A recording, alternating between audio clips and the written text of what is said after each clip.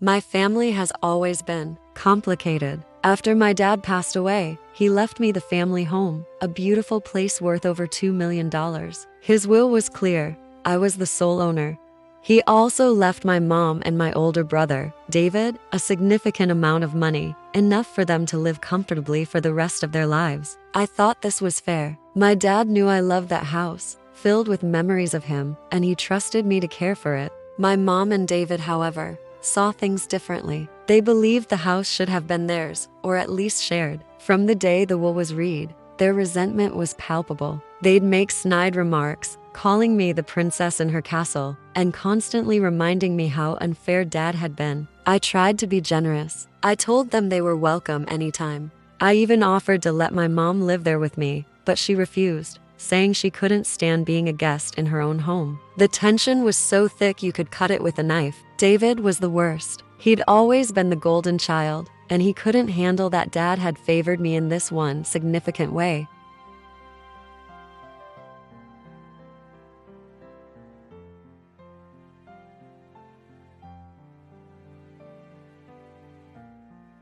I was grieving my dad, and instead of support, I got a daily dose of guilt and entitlement from the two people who were supposed to be my closest family.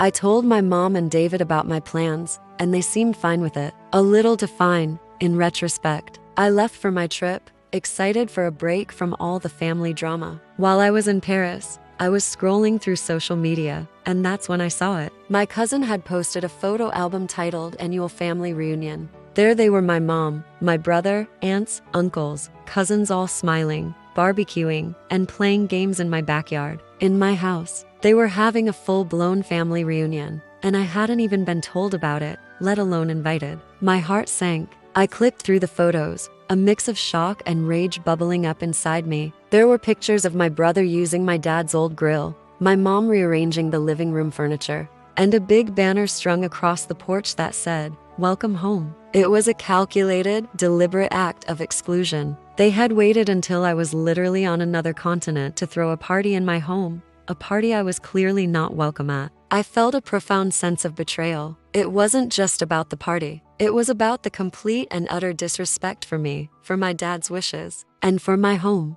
I immediately called my mom. She answered, sounding cheerful, until she realized it was me. Her tone changed instantly. "Oh, honey, you're not supposed to see that," she stammered. I asked her what was going on, and she tried to downplay it. It was just a last-minute get-together. I was furious. I called David next. He was even worse. He wasn't even apologetic. "It's the family home. We have a right to be here."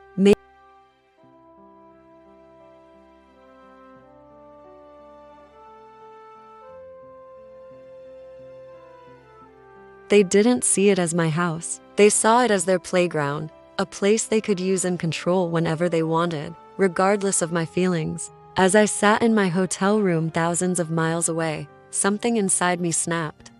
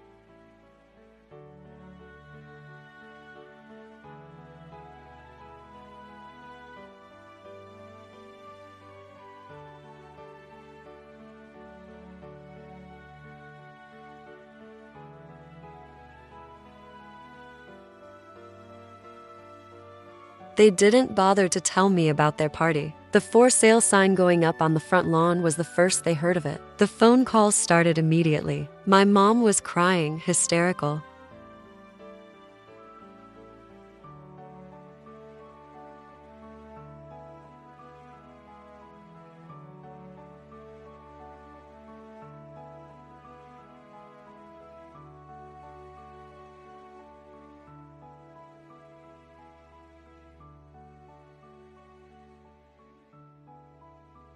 The house sold in less than 2 weeks for a little over $2.1 million. The day I signed the closing papers, I felt like I could finally breathe again. I used the money to buy a smaller, cozier place for myself, far away from the old neighborhood. I also invested a large portion of it, securing my financial future in a way that was entirely my own.